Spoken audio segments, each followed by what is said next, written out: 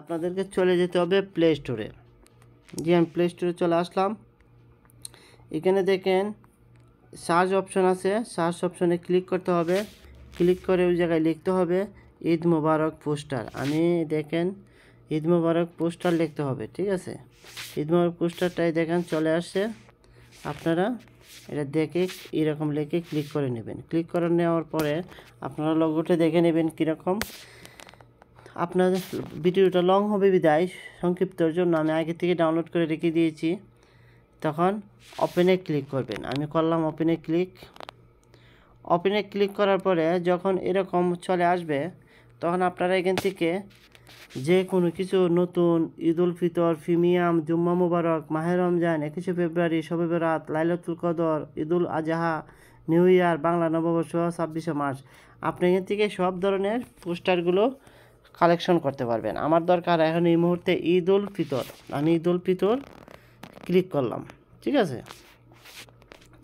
Eid ul ফিতরে click করার পরে এখান থেকে অহরহ আপনারা এগুলো দেখতে পারবেন। আপনার এখান থেকে আপনার যেটা দরকার সেটা আপনি এখান থেকে ডাউনলোড করে নিয়ে নেবেন। হ্যাঁ, আমার পছন্দ উপরেরটাই, আমি এটাইতে ক্লিক করব, ঠিক আছে। এটাতে ক্লিক করার পরে যখন এরকম একটি অপশন আসবে আনলক, তখন আপনারা এটাকে আনলক করে নিতে হবে। আমি আনলকে ক্লিক করলাম। আনলকে ক্লিক করার পরে এই দেখেন ওপেন নাও চলে আসবে। ওপেন নাও চলে আসার পরে আপনারা সেখানে ওপেন নাওতে ক্লিক করবেন। ওপেন নাওতে ক্লিক করার পরে একটু প্রসেসিং হতে কিছু সময় লাগবে। এরকম আসবে। এরকম আসার পরে তখন সরাসরি নিয়ে যাবে আপনাকে গ্যালারিতে। গ্যালারি থেকে আপনার পছন্দ মতো ছবি এখানে বসিয়ে নেবেন। আমি যাচ্ছি গ্যালারিতে।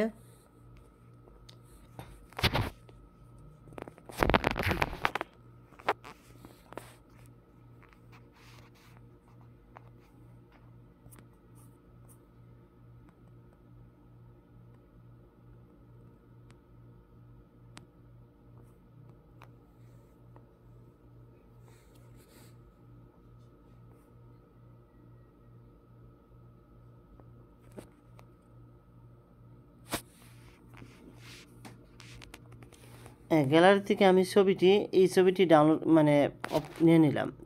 তখন উপরে দেখেন টিক চিহ্ন একটা দেওয়া আছে, এই টিক চিহ্নতে আপনি ক্লিক করবেন। ক্লিক করার পরে যখন এরকম আসবে তখন দেখেন এখানে একটি অপশন দেওয়া আছে, এই অপশানে ক্লিক করতে হবে।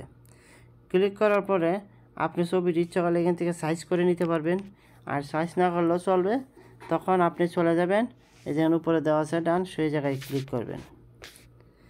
ক্লিক করার পরে আপনার যখন এরকম অবস্থায় আসবে তখন আপনি ছবিটি কিন্তু ছোটো বড়ো সাইজ করে নিতে পারবেন। তা আমি আমার পছন্দ মতো সাইজ করে নিয়ে নিচ্ছি, ঠিক আছে। হ্যাঁ, আমি আমার পছন্দ মতো সাইজ করে নিয়ে নিলাম। নিচে দেখেন দেওয়া আছে এখানে আপনার নাম লিখুন এবং এখানে আপনার পদবি ও ঠিকানা লিখুন। আমি আমার নামগুলো লিখে নিচ্ছি। বাংলা লিখতে পারবেন, ইংলিশও লিখতে পারবেন, যে যেমন মতে যার যার সুবিধা মতো লিখে নেবেন। আমি আমার নামটা লিখছি দেখেন।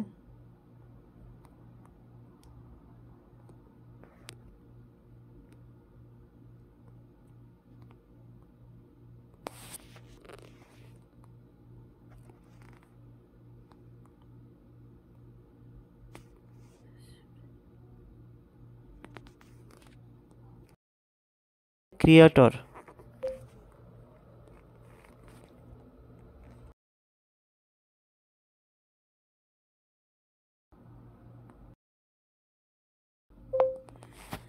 এই দেখেন আমি লিখে নিলাম বাংলাদেশ কন্টেন্ট ক্রিয়েটর। তখন ডানে ক্লিক করতে হবে। আমি ডানে ক্লিক করলাম। এই দেখেন এই জায়গায় চলে আসছে খুব সুন্দর করে মোহাম্মদ খোকন মিয়া, শেখ মোহাম্মদ খোকন কন্টেন্ট ক্রিয়েটর। তখন আপনি ছবিটি সেভ করে নেবেন। উপরে দেখেন সেভ দেওয়া আছে, তখন আপনি এখান থেকে সেভ করে নেবেন। আমি সেভ করে নিলাম। এইরকম অবস্থায় আসলে তখন আপনার ছবিটি গ্যালারিতে চলে গেছে। আপনি গ্যালারিতে গিয়ে ছবিগুলো দেখে নিতে পারেন।